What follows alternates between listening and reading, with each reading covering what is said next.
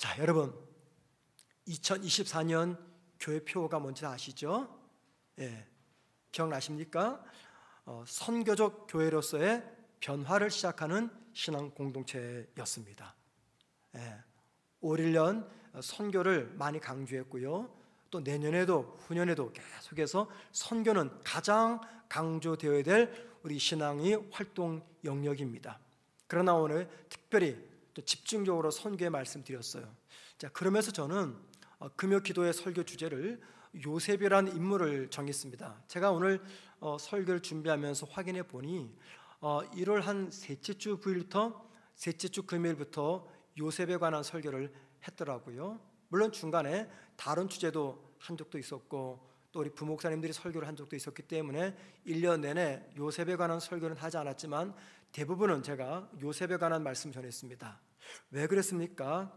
그 이유는 요셉은 여러분과 똑같은 평신도로서 그가 살아갔던 세상에서 하나님을 보여주는 이 선교적 삶을 살았던 평신도 선교사였기 때문입니다. 그래서 이 요셉을 저는 요셉 집사 혹은 요셉의 영어 이니셜 J를 타가지고 J 집사라고도 명한 적이 있었어요.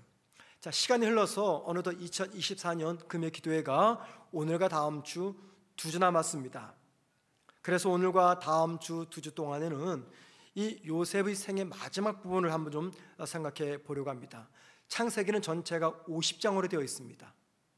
오늘 본문이 50장이잖아요. 50장에는요 두 사람의 인생 결론에 관한 이야기가 기록되어 있습니다. 그 첫 번째가 요셉의 아버지 야곱입니다.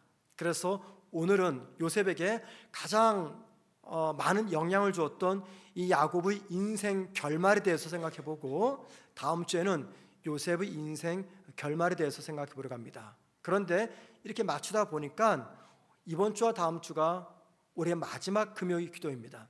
어쩌면 이 마지막이라는 주제가 딱 맞는 것 같아서 더 의미가 있다 생각을 하게 됩니다. 먼저 오늘은요 이 야곱의 인생은 우리가 어떤 관점으로 바라봐야 될까 하는 이 주제에 관해서 좀 말씀을 생각해 봅니다. 야곱이 오늘 본문 보면 죽습니다. 그 인생 결말을 어떤 관점으로 바라볼까? 영국의 극작가 중에 오스카 와일드라는 사람이 있습니다. 이 사람이 어느 분주한 날을 다 보냈을 때 한 기자가 그를 만났습니다.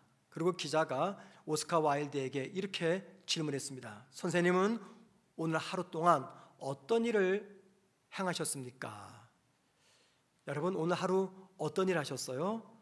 많은 일 하셨죠. 오스카 와일드가 이렇게 답을 했습니다.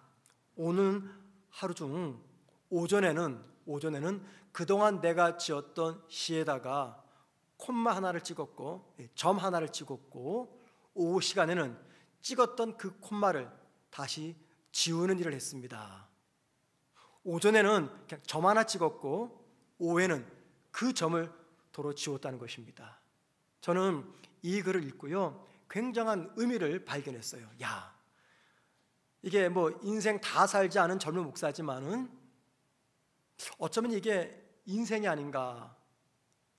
내가 무언가를 얻기 위해서 열심히 부지런히 정말 최선을 다해 살았는데 인생 마지막 순간 깨닫는 것은 뭐냐면 내 인생은 마치 점 하나 찍었다가 그 점을 도로 지워내는 것, 이게 인생이 아닐까 이런 생각을 하게 되었습니다.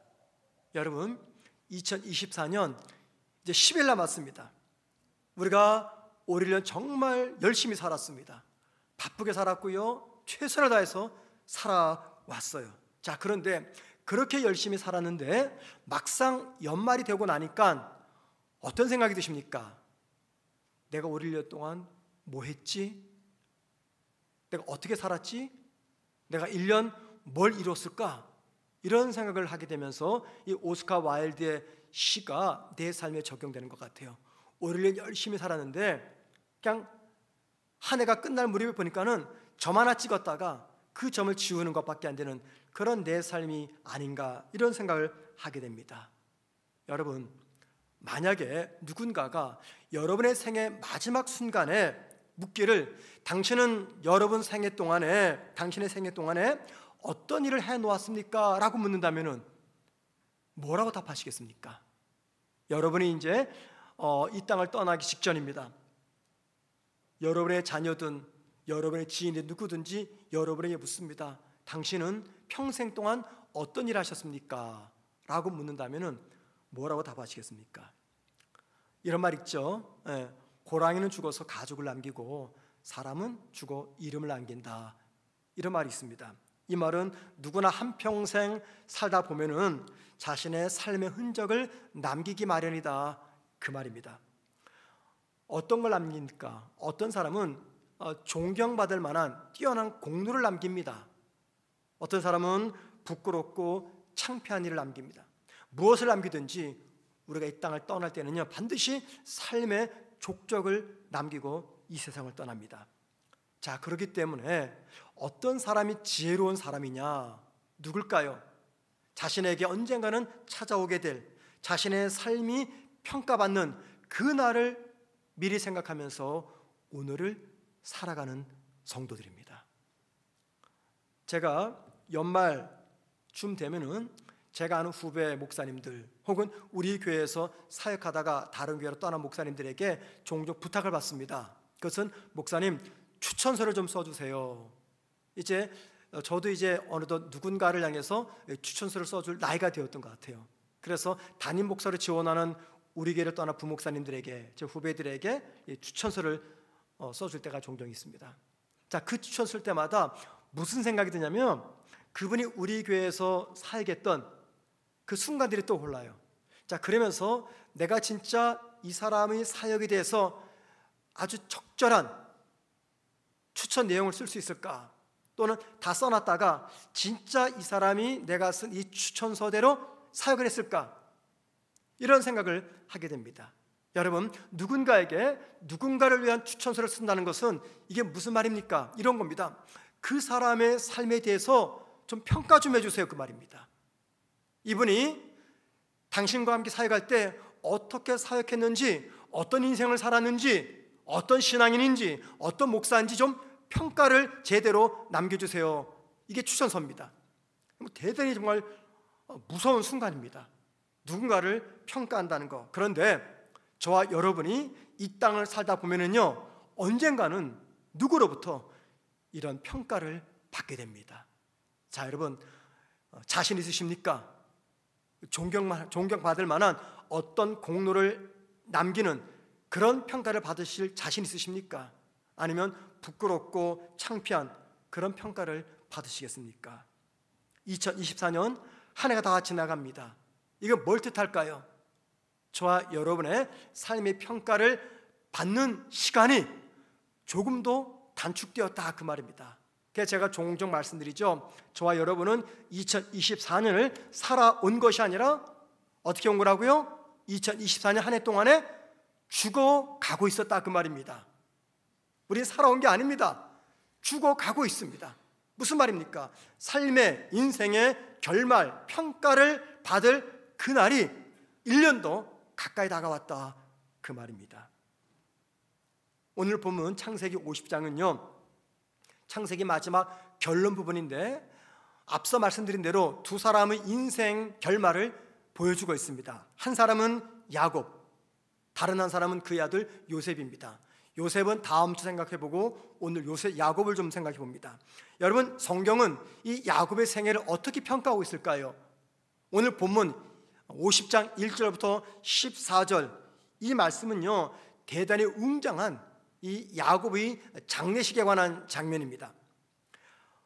성경 보면은요 특별히 3절 말씀 보면은 이런 말이 있습니다. 창세기 50장 3절입니다. 40일이 걸렸으니 향으로 처리하는 데는 이 날수가 걸림이며, 이게 무슨 말이냐면 무려 40일에 걸쳐서 야곱의 시신을 보존하는 작업을 했다, 그 말입니다. 여러분, 시신을 보존하기 위해서 40일이 걸렸대요. 이게 무슨 뜻입니까? 애굽하면 떠오르는 게 있죠. 미이라. 그러니까는 40일 동안 야곱의 시신을 미이라를 만들었다, 그 말입니다. 왜 그랬을까요? 지금 애굽 땅에다 묻을 게 아니잖아요. 야곱의 시신 가지고 어디 갑니까? 800km 떨어진 가나안까지 가야 돼요. 그런데 그 가는 과정이 전부 다 광야길입니다. 굉장히 덥습니다. 한참 가야 됩니다. 몇 달을 가야 됩니다. 그러면 시신이 어떻게 됩니까? 부패해져요. 그 부패를 막기 위해서 40일간 미이라 작업을 한 것이죠. 자, 그리고 이 미이라 작업이 다 끝나니까 이제 그때부터 애굽 사람들이 무려 70일간 모여서 야곱의 죽음을 애도합니다.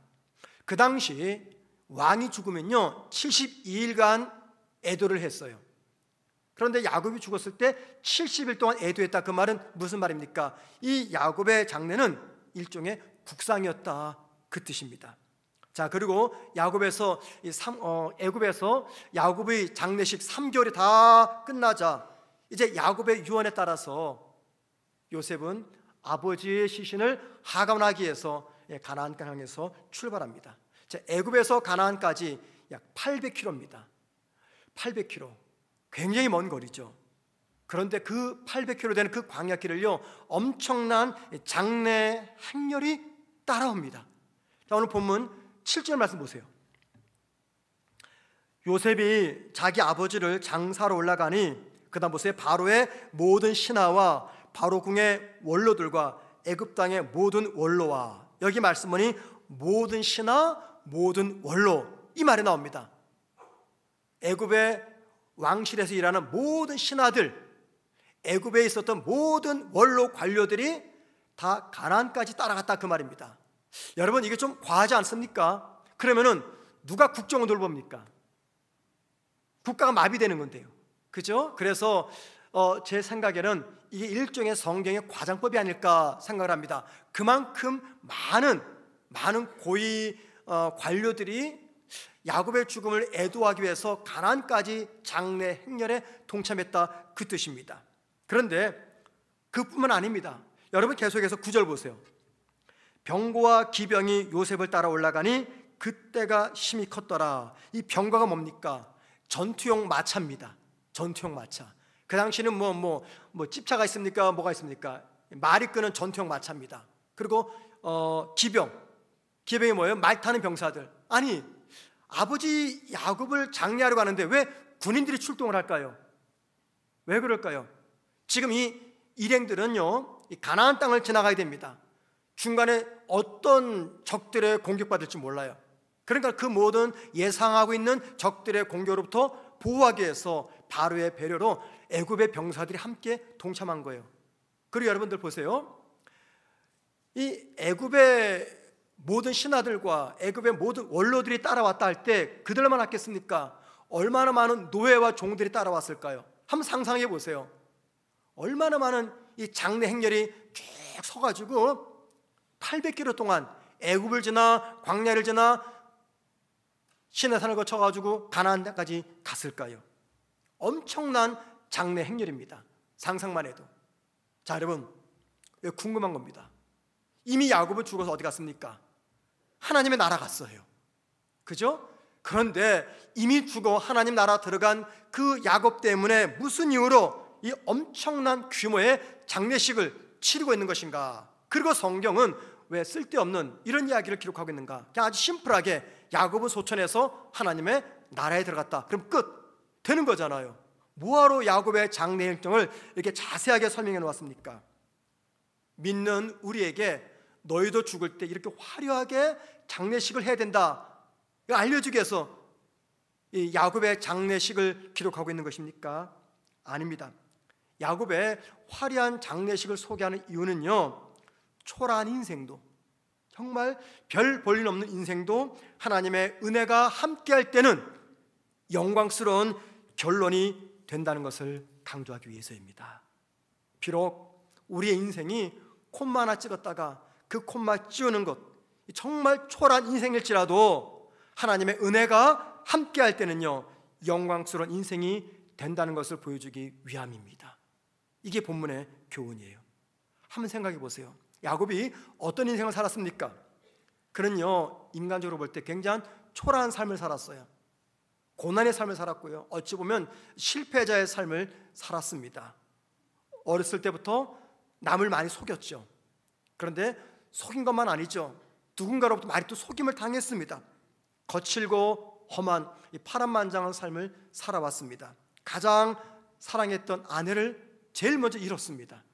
가장 사랑했던 아들을 역시 오랜 세월 동안 잃어버렸습니다. 늙을 때까지 한탄과 슬픔으로 일관된 비극의 주인공처럼 살았던 사람이 바로 야곱입니다. 실패가 많았고 실수가 많았습니다. 외로움도 많았고 괴로움도 많았습니다. 무엇보다 슬픔과 비극으로 점철된 삶을 살았던 사람, 그가 바로 야곱입니다. 더구나 그런 과정에서 그는 결코 신앙인다운 모습을 보여주지 않았습니다. 그래서 우리가 성경에서 본받지 말아야 될 사람 한 사람 꼽으라면 단연코 이 야곱이 아닐까 생각을 합니다. 저는 저희 교회 부임해가지고 아주 오래전에 금요일 날 한 14, 15주에 걸쳐가지고 이 야곱에 관한 말씀을 전한 적이 있어요. 그때 기억나게 어떤 한 성도님이 저한테 그렇게 물어보셨어요. 그 당시 목사님 설교를 들어보니까 야곱이 정말 형편없는 사람이네요. 정말 배워서는 안 될 사람이네요. 이 정답입니다. 그래서 제가 언제 한번 다시 있는 야곱 해가지고 이 야곱에 관한 설교를 해야 되겠다 생각을 합니다. 정말 여러분 성경에서 우리가 배우지 말아야 될 사람, 닮지 말아야 될 한 사람 꼽으라면 그게 야곱입니다. 그래서 우리 기독교 중에서요, 아들이 태어나면은 이름을 야곱이라고 짓지 않습니다. 혹시 여러분 들어보셨습니까? 주변에 믿는 성도의 자녀 이름이 야곱 거의 없어요. 요셉도 있고 요한도 있습니다. 신기한 건요, 우리 교회 조요셉 목사님의 형님의 이름이 뭔지 아십니까? 조요한입니다. 우리 교회 사역하다가 이제 다른 교회를 부임하셨던 박요한 목사님의 동생 이름이 뭔지 아십니까? 박요셉입니다.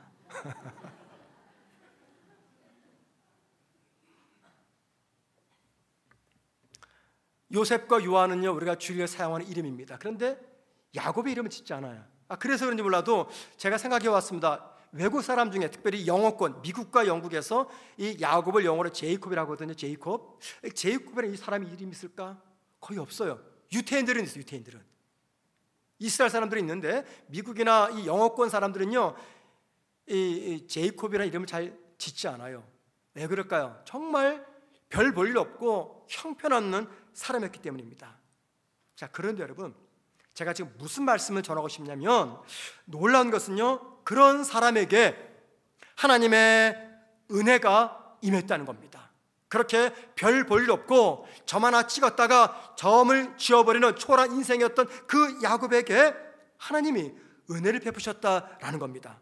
자, 그리고 그 은혜가 임하니까 그 초라하고 고생이 많았던 야곱의 인생이 어떻게 마칩니까? 영광스러운 삶으로 결론짓게 됩니다. 하나님이 이 야곱의 생애를 통해서, 그리고 야곱의 장래 절차와 행렬을 통해서 우리에게 지금 보여주고 싶은 것은 뭐냐면 하나님의 은혜라는 것입니다. 하나님의 은혜. 그래서 야곱 생애에 늘 동행했던 것, 그게 바로 하나님의 은혜였습니다. 그러면 여러분, 야곱이 어떤 하나님의 은혜를 받았을까요? 한번 생각해 보세요. 태어나기도 전에 그가 차자로 태어날 텐데 하나님이 먼저 이 모태에서부터 그를 장자로 선택하시는 은혜를 받았죠.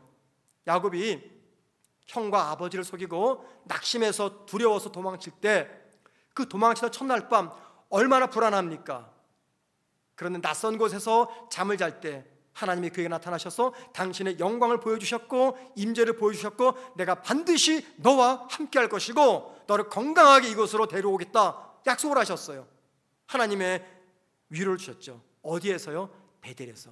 그것뿐만 아닙니까? 타향살이에서 아내를 자기 원하는 대로 얻지 못해가지고 삶의 의욕이 꺾일 때, 절망할 때, 모든 걸 포기하고 싶을 때, 그때마다 하나님 나타나셔서 위로하시고 그를 끝까지 동행해 주셨습니다. 타향살이 22년 했습니다. 요셉은 13년이었지만 야곱은 22년간 타향살이 하란에 살았어요. 근데 그가 집으로 돌아올 때 어땠습니까? 금유환영을 했습니다. 하나님의 큰 은혜 베푸셔서. 그리고 그에게 야곱이라는 이름 대신에 어떤 이름 주셨어요? 이스라엘. 뜻이 뭡니까? 하나님과 씨름하여 이긴 자. 야곱은요, 사기꾼, 그 뜻이 사기꾼.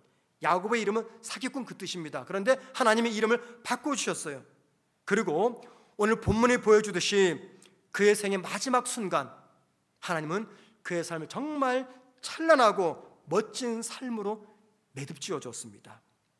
한마디로 말해서 야곱의 인생은 하나님의 은혜가 무엇인가를 보여주는 살아있는 증거가 된다는 거예요. 여러분, 그래서 혹 여러분 가운데 하나님의 은혜가 뭐지? 하나님의 은혜가 어떻게 임하지? 하나님 은혜 받으면 어떻게 하지? 하나님 은혜 받으면 내가 어떤 변화를 경험하지?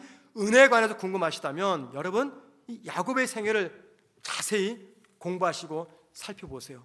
야곱의 생애 속에서 우리가 매 순간마다 발견하는 것, 그건 하나님의 은혜입니다. 하나님의 은혜.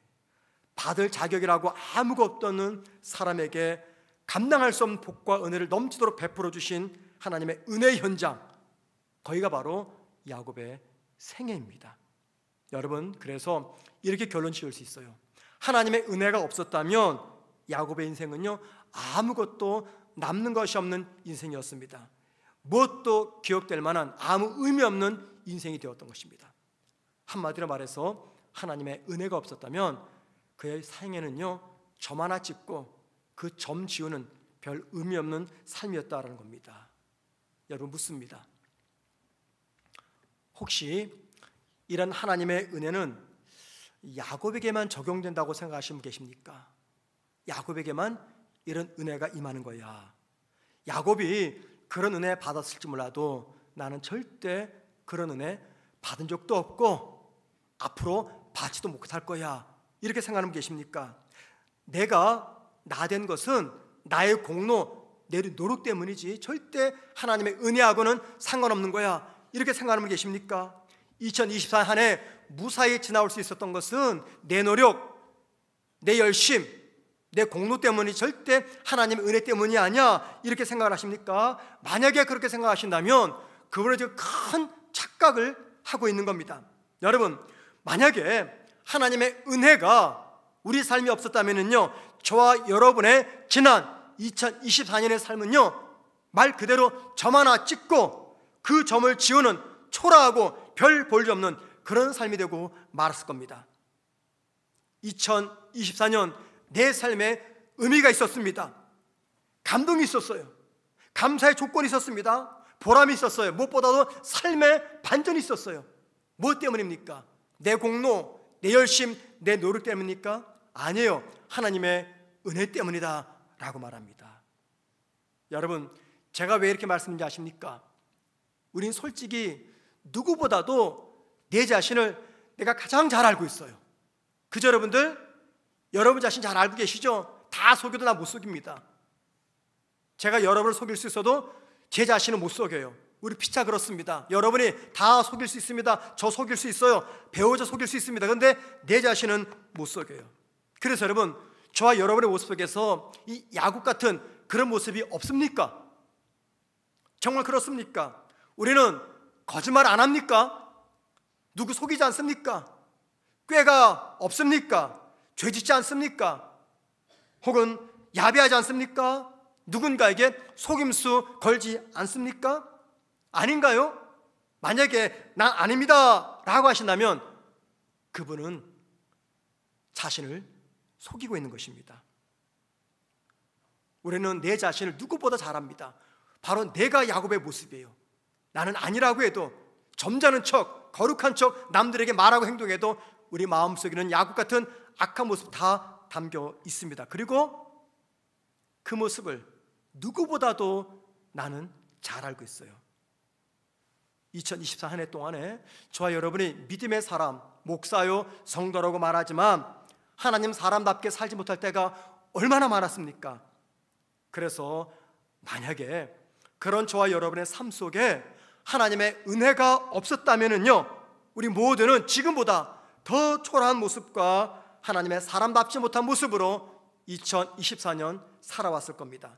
그런데 그런 내 인생에 하나님의 은혜가 함께했기 때문에 저와 여러분은 최선을 다해서 하나님의 사람답게 살기 위해서 노력을 했고, 죄를 멀리하며 살려고 노력했고, 무엇보다도 진실되게 살려고 노력했습니다. 그리고 주님 닮은 제자답게 살기 위해서 애쓰고 노력했습니다.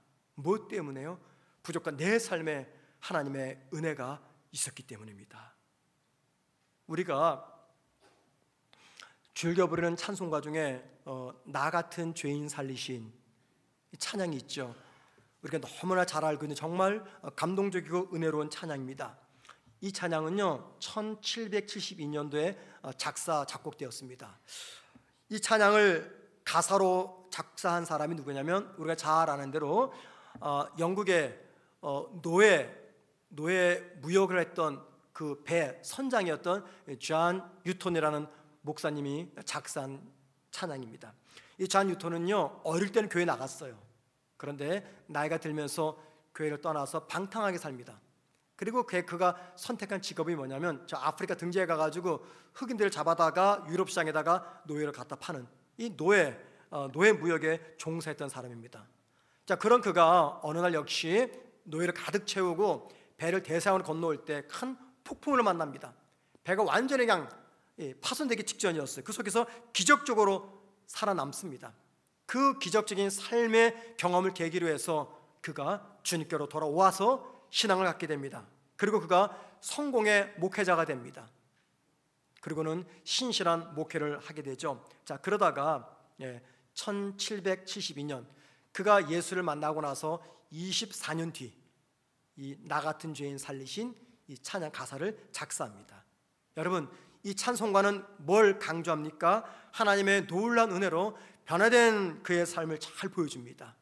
이 가사를 가만히 보세요. 그런데 우리나라로 번역된 가사 말고 영어 원문을 보면은요 더 의미가 확실해져요. 그가 하나님의 은혜를 누리기 전에는요 그는 짐승 같은 삶을 살았어요. 짐승.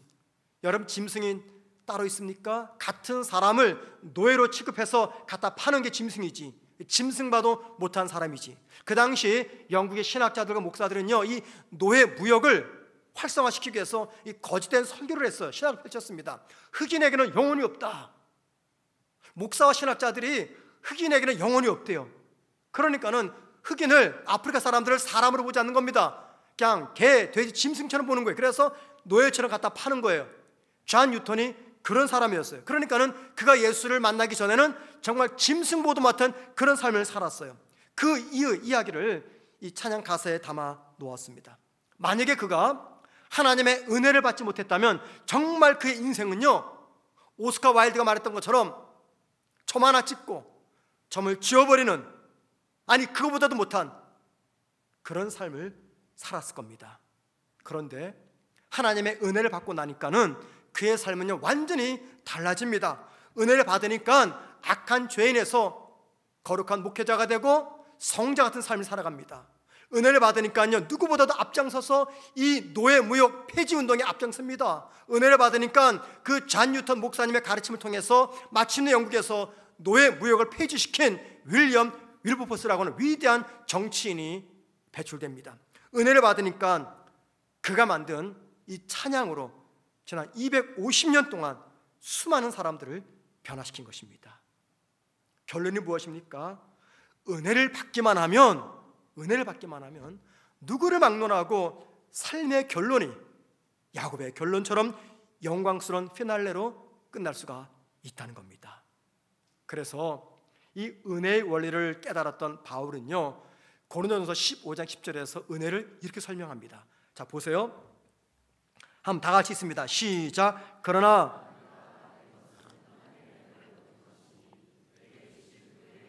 헛되지 아니하여 내가 모든 사도보다 더 많이 수고하였으나 내가 한 것이 아니요 오직 나와 함께 하신 하나님의 은혜로다. 이 한 절에 은혜라는 단어가 여러 번 등장하죠. 은혜. 이게 바울의 삶을 해석하는 마스터 키였습니다.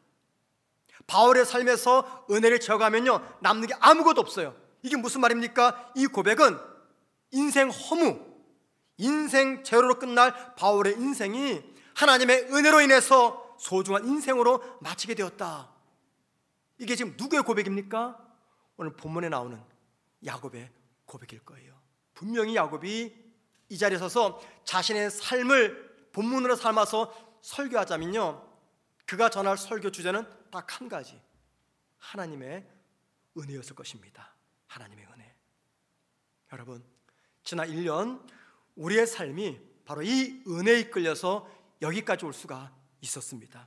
그리고 정말 중요한 것은요, 올 1년 우리의 삶을 은혜로 이끄신 하나님은 우리에게 새롭게 맞이하는 내년에도 통일하게 은혜로 인도해 주실 것입니다. 그런데 이런 말씀을 드리면 한 가지 궁금한 점이 생겨요.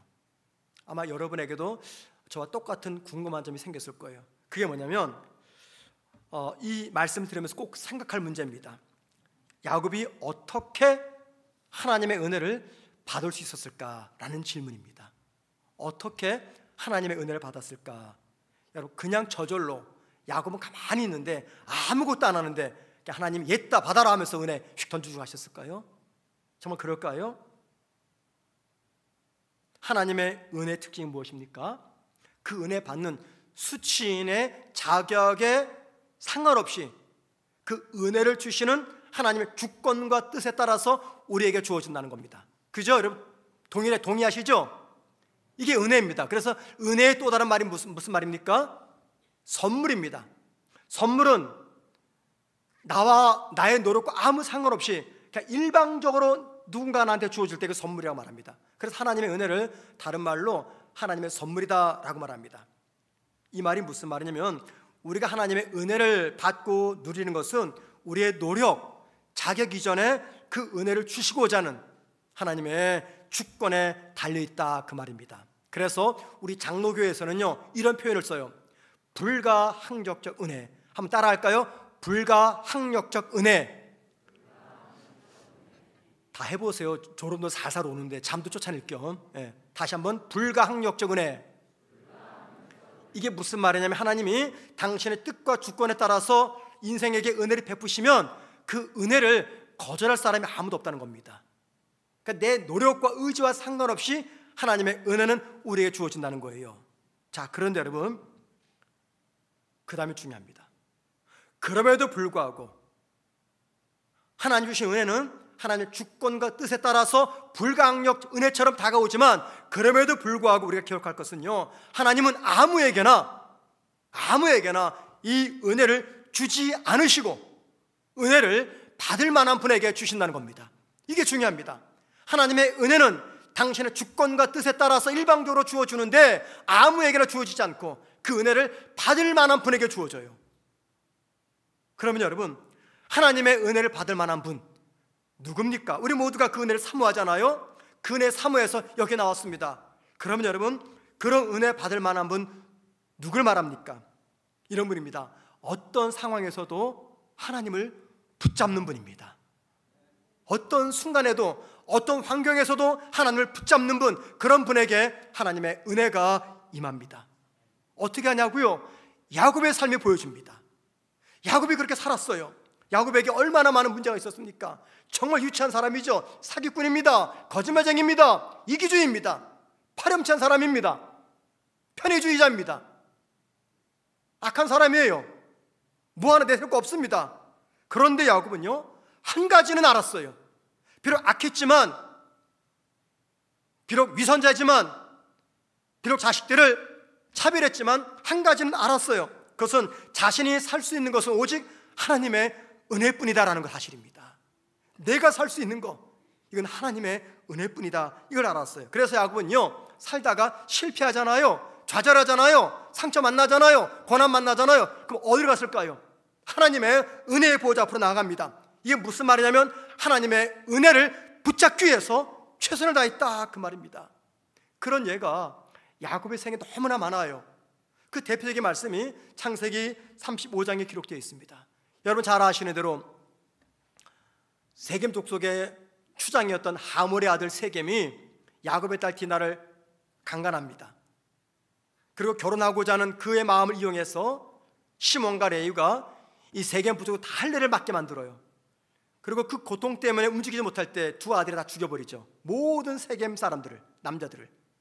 이 소식을 들었던 야곱이 어떻게 반응 보입니까? 두려워 떱니다.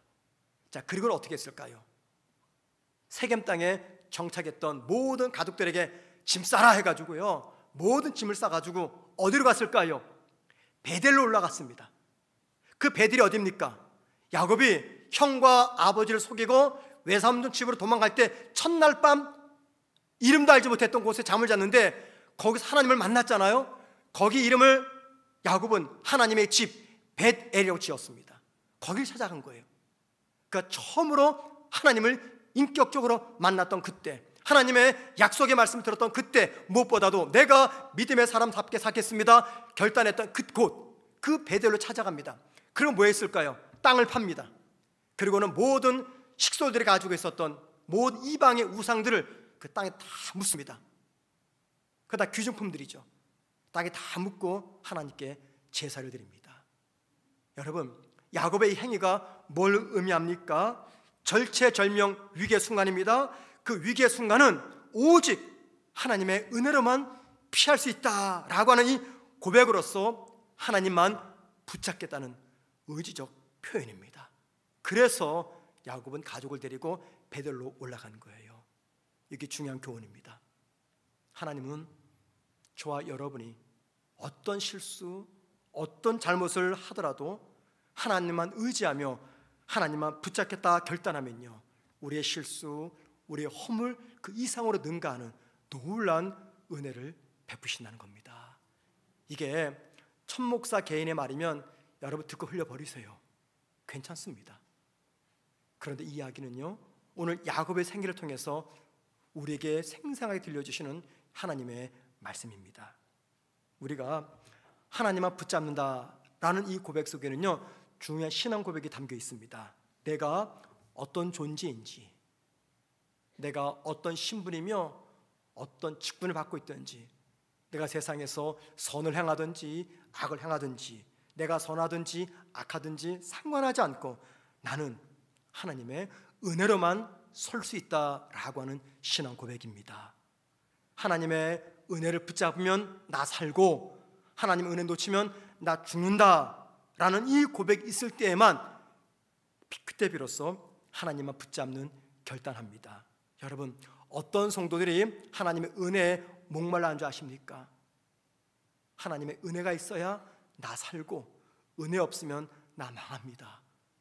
이런 고백하는 분들이 매 순간마다 은혜의 보좌 앞으로 나오고요, 하나님은 당신의 은혜를 붙잡기 위해서 최선을 다하는 그런 성도들에게 놀라운 은혜를 베풀어 주십니다. 기억나시죠? 야곱이 바로를 만났을 때 야곱이 얼마나 나이가 들었는지 이 바로가 야곱의 나이를 물어요. 그때 야곱이 뭐라고 말합니까? 내가 험난한 세월을 살아왔습니다. 험난한 세월을 살아왔습니다. 그렇게 말할 정도로 야곱의 삶에 남는 것은요, 고난과 상처뿐이었습니다. 고난과 상처뿐이었어요. 그런데 하나님은 그 인생 마지막 순간을 정말 존귀하고 영광스럽게 만들어 주셨어요. 왜 그렇습니까? 야곱은요, 그가 잘하든 못하든 매 순간 위기의 순간마다 하나님만을 붙잡는 사람이었기 때문입니다. 여러분 어떠세요? 2024년 다 지나가는데 하늘을 돌아볼 때 하나님께 받은 은혜가 하나도 없습니다. 하나님이 한 번도 나를 위로한 적이 없습니다. 하나님은 항상 나한테 권한만 주시고 눈물만 주셨습니다. 은혜가 없다고 불평하십니까? 남들은 올 1년 받은 은혜가 많다고 간증하고 감사하고 찬양하는데 나는 눈 씻고 찾아봐도 내 삶에 나타난 하나님의 은혜 하나도 느낄 수가 없습니다. 아니, 더 힘들었습니다. 더 아팠습니다. 더 고달팠습니다. 그래서 하나님을 원망하십니까? 여러분, 진짜 만약에 여러분이 생각하신 대로 그에 맞아서 정말 내 삶에 하나님의 은혜가 하나도 없었다 라고 결론을 내신다면 한번 진지하게 생각해 보세요. 그 이유가 무엇 때문일까? 분명히 하나님께서 내게 은혜 베푸셨는데 난 느끼지 못할 겁니다. 그렇지만 여러분의 그 주장에 동의해서 내 삶에 하나님의 은혜가 진짜 하나도 없었다 라고 한다면 한번 물어보자고요. 왜 그랬을까? 왜 내 삶에는 남들은 다 누리는 은혜가 하나도 없었을까? 왜 나는 하나님의 은혜를 경험하지 못했을까? 왜 그럴까요? 어쩌면 그 이유가 야곱처럼 하나님을 절대적으로 신뢰하지 못하고 붙잡지 못했기 때문은 아닐까?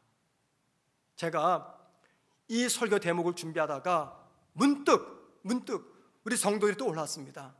그러니까 안타까운 마음이 들었어요. 이 귀한 자리, 이게 얼마나 귀한 자리입니까? 온 성도가 모여서 하나님의 은혜의 보좌 앞에 나가서 은혜를 삼은 자리에 너무나 많은 성도들이 나오지 않고 있어요. 그래서 제가 이 말씀을 준비한 이 대목에서 모든 걸 멈추고 제가 급하게 오후에 문자를 썼습니다. 그래서 성도에 발송했어요. 이 은혜의 자리에 나오시라고. 왜냐하면 하나님을 붙잡아야 은혜 주시죠. 내가 하나님을 놓치고 있는데 하나님 누구에게 은혜 주십니까? 불가항력 은혜는 맞지만 하나님은 아무한테나 옛다 받아라 은혜 주십니까? 아니에요. 오해하시면 안 됩니다. 비록 불가항력적 은혜지만 은혜를 사모하고 은혜 없으면 나 죽습니다. 나 망합니다. 은혜 붙잡기 위해서 치열하게 주님 앞에서 몸부림치며 눈물 흘리며 은혜를 사모하는 그런 성도들에게 하나님은 은혜 주십니다. 어쩌면 올 1년 살아왔던 내 삶이 남들에 비해서 많이 초라할 수 있습니다. 허무도 느낄 수 있어요. 아무것도 남은 게 없네. 정말 내 인생 점 하나 찍고 점 지은 것밖에 없네. 이런 생각이 들 수도 있습니다. 그런데 여러분, 믿음의 눈을 열어보면요, 그런 내 삶에도 하나님의 은혜가 있습니다. 그 증거가 뭔지 아십니까?